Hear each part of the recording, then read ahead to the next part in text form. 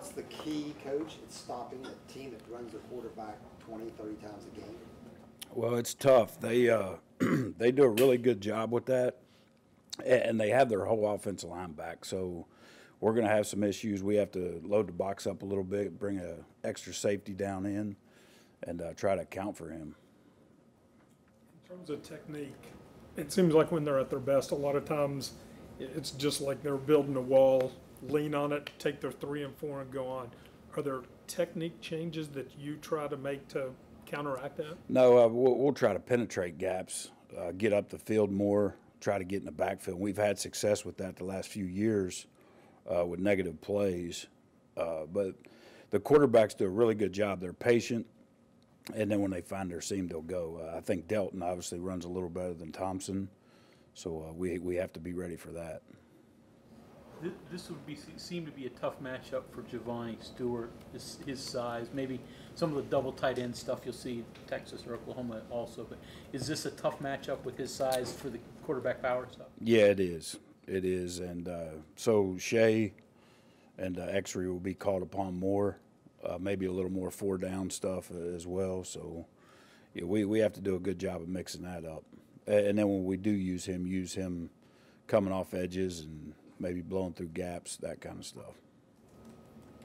Hot pass they use, you feel like you've defended it pretty well. I know it's a lot of DC coordinators say it stretches the rules a little bit with downfield blocking. You guys feel like you've defended it pretty well? I thought last year we defended it really well.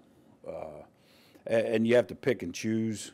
Obviously, if you're in man coverage, that's the best thing to be in. If you're in any kind of zone and they do it and your linebackers get out of position, it's tough on the deep safety that's trying to get down off the roof to defend it. So, you just have to pick and choose when you want to be in man and when you don't. Obviously, if a quarterback run, if you're in man coverage, you got 4 or 5 guys locked on running down the field and the quarterback breaks the line of scrimmage, and then you're in trouble. So, is it beneficial? I know when they had Klein, he was a tall kid. And does that help when you run that play, be able to see? Yeah, to be able to see over top. Thompson's not as big, obviously. So, and then the other thing, too, breaking them down, they haven't done as much of it. I don't know if the new coordinator has kind of scrapped it, but they will do some RPO stuff on the outsides. I think that helps the quarterbacks a little more out on the perimeter than throwing over the middle of the field. When you're preparing for a Bill Snyder team, what do you know you're always going to get, and then what's the biggest challenge? Well, they're going to be physical. They want to run the ball. They're not a team, I don't think, that's going to be in 4 and 5 wide and tempo you and like the rest of the Big 12. I think they're more, I think Hunter mentioned earlier, double tights, fullbacks, tight ends. We're going to see a lot of things, and they're going to be physical and try to control possessions and the clock.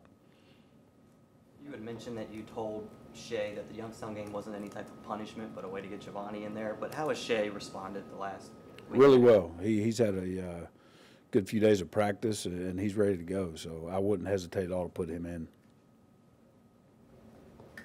With Pat White and Steve Slayton going into the Schools Hall of Fame this weekend, just wondering if you have any memories of watching them and maybe your thoughts on what they mean to the program. I had a lot of good ones. Avon as well, so I was here with him. But all 3 of those guys they were dynamic with the ball in their hand, and glad they were on our team. We didn't have to defend them. So the Louisville game sticks out more than any with Pat and Steve, and then probably the Sugar Bowl as well.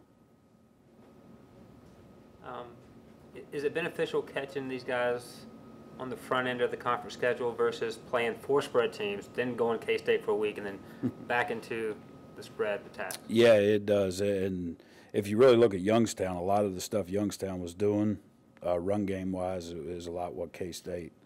So mobile quarterback that could run a little bit, so it's good carryover for our guys right now. More about the Hall of Fame guys. Avon was part of that transition from Don to Rich. What do you remember about him helping that transition to a different style of play, the way you guys wanted to play? Yeah, well, he was just a team guy coming from an eye with the fullback leading for him all the time to the one-back stuff that we were doing then. He was just a football player. It didn't matter, I don't think, system-wise what he was in and just the explosive plays he could make. And, he was really, really good.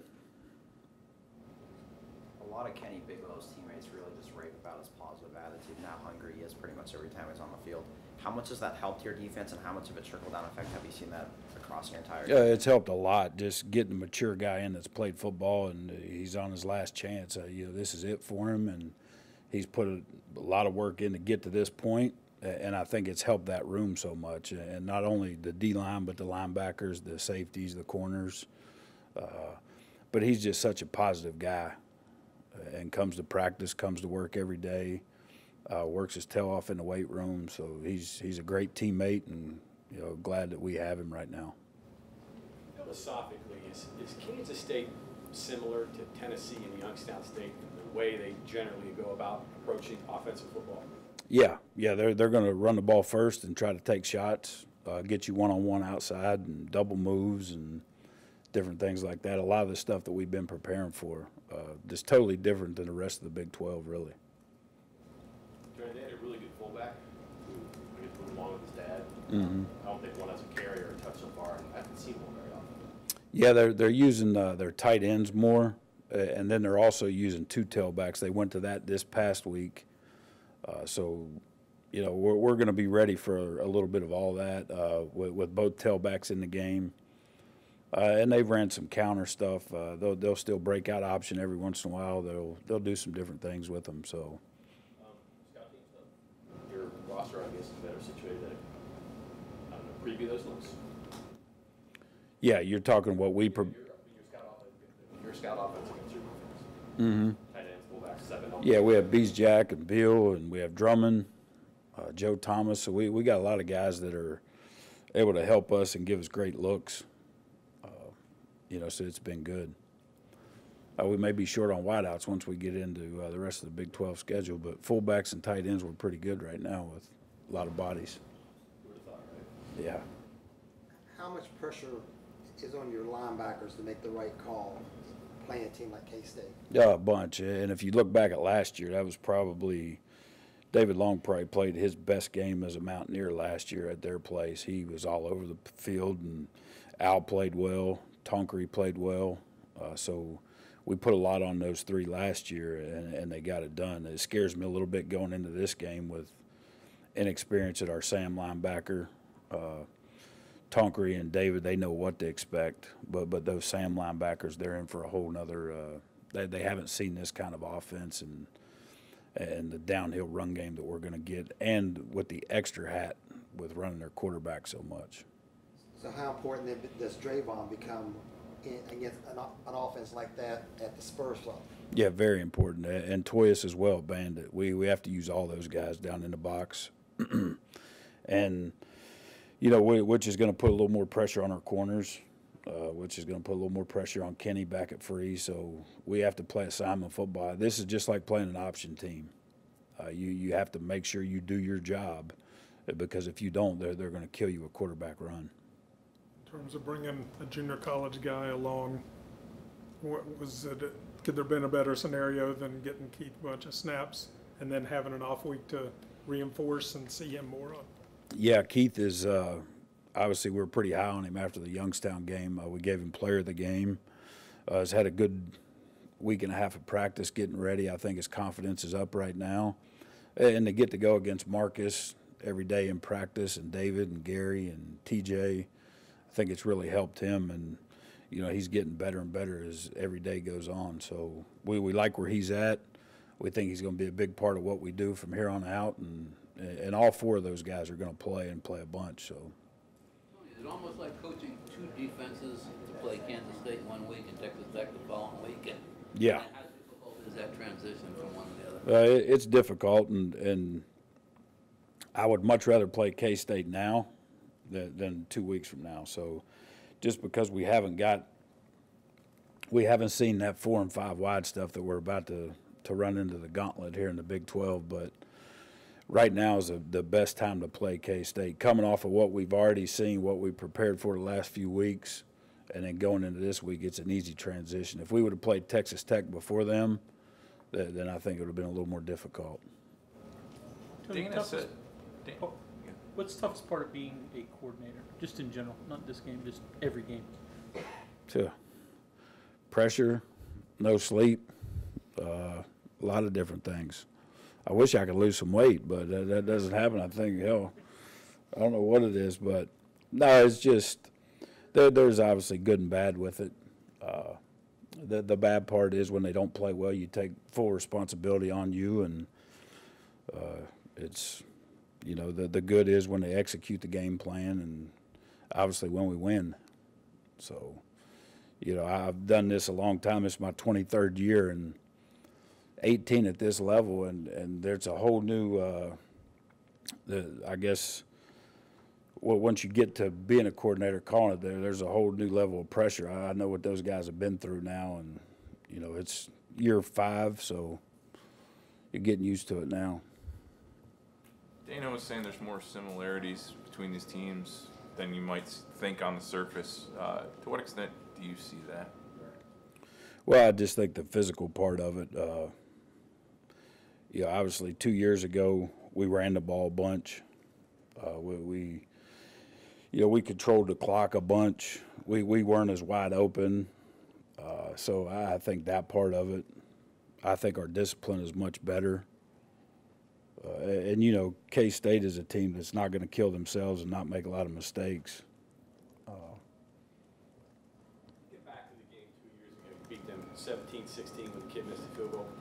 Basically beat them at the way they wanted to play. Was that a big point maybe for your program to be able to win a game, or you didn't win a shootout, or to win a tough defensive game like that?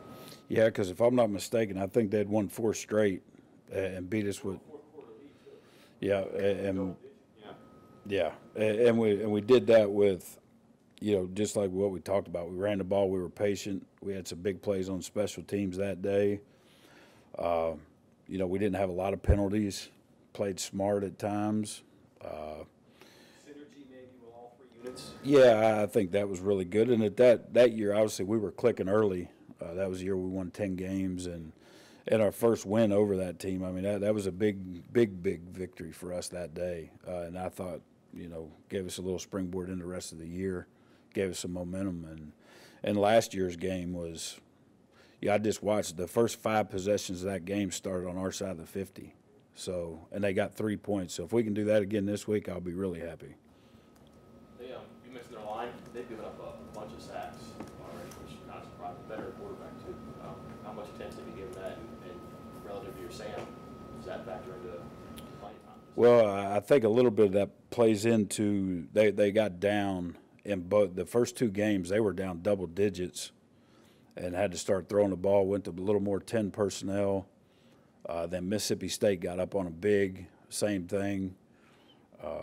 And Mississippi State's a kind of a different animal. They didn't have to blitz. Their DNs were winning on the outside and getting pressure. And then UTSA last week, they gave up a couple early in the game. But if we could get them in a situation where they have to go 4 wide, we all know that they don't. That's not what they want to do or like to do. So that would be great for us if they would get into 4 wide and just turn into a throw game. Fumbles have been a concern for them. Coach Snyder brought it up. Do you do anything technique-wise this week? Yeah, we do it every week. It'd be nice for us to get a fumble. We forced, 4 last week or 2 weeks ago and didn't get any of them. So we need to start getting them. But we do a strip drill we do a turnover circuit every day in practice to start. So we'll continue to do that. At times, 34 he had 3 in the first game, lost 2 of them. So, you know, obviously our guys need to be aware and try to punch the ball out every opportunity we get. You mentioned possibly playing some more 4 down. How comfortable are you with that look now? Comfortable. Still, you know, don't know how people want to attack us. The one advantage that we lose when we go to 4 down, everybody does it.